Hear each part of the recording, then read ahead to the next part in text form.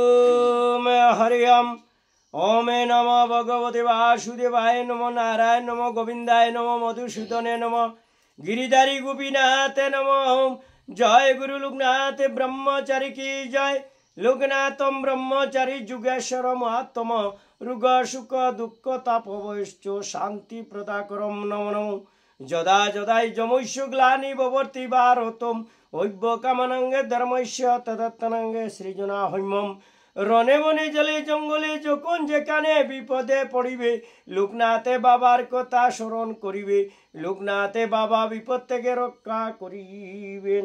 জয় গুরু লোকনাথ ব্রহ্মচারী কি জয়। ষষ্ঠ অধ্যায় লোকনাথ ব্রহ্মচারীর জীবনী গ্রন্থ কি। ষষ্ঠ অধ্যায় বাবা লোকনাথের বারাদি আগমন।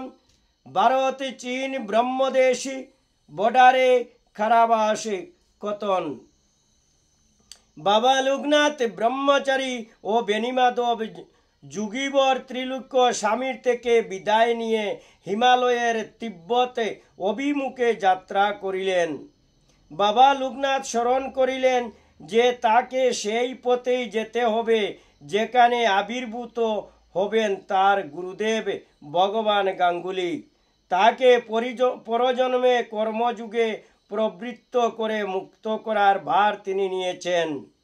আবার উপনয়নে দণ্ডিগড়ে মা কমলা দেবীকে কথা দিয়েছিলেন তার পরজন্মে পুত্ররূপেই দেখা দিবেন।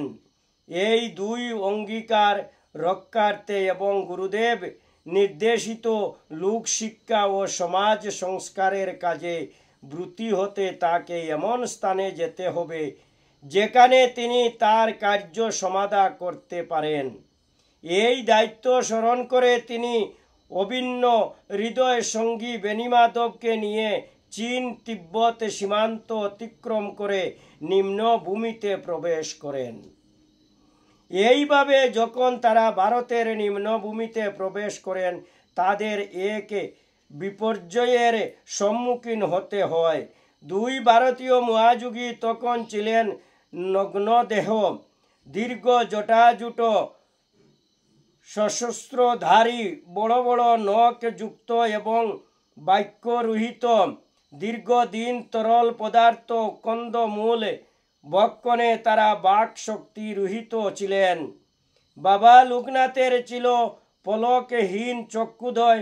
সেই সময় চীন ব্রহ্মদেশ ভারত বর্ডারে ইংরেজ অধিকারীরা ছিলেন।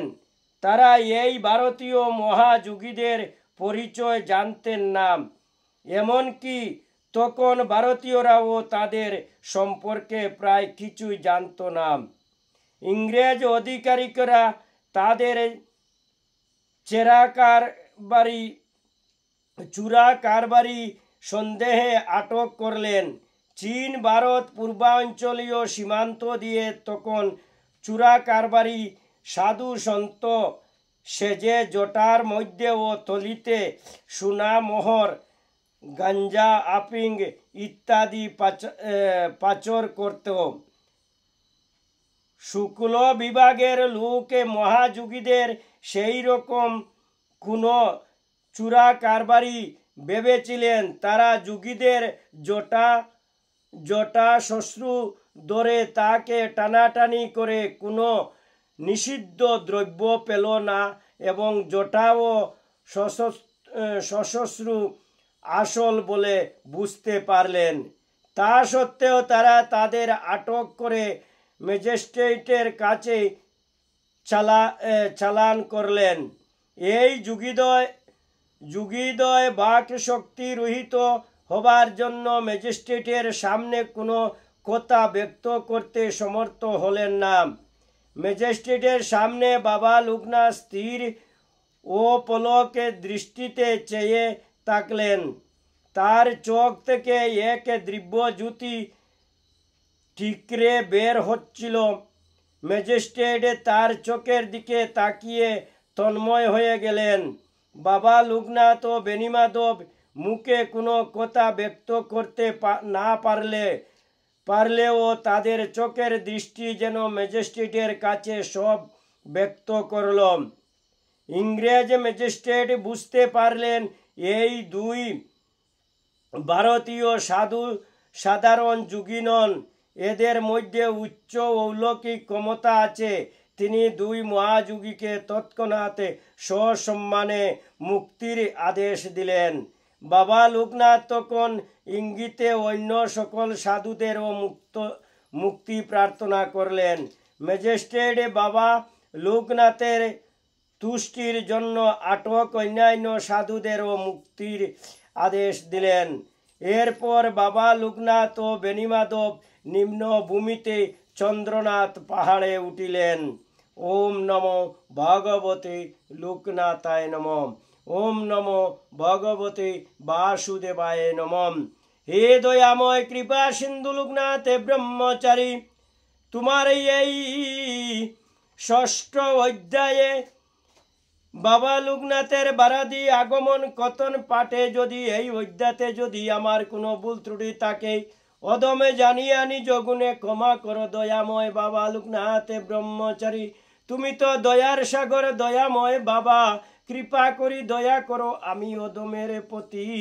ওমে নম ভগবতে লোকনাথায় নম নম। ওমে নম ভগবতে বাসুদেবায় নম নম।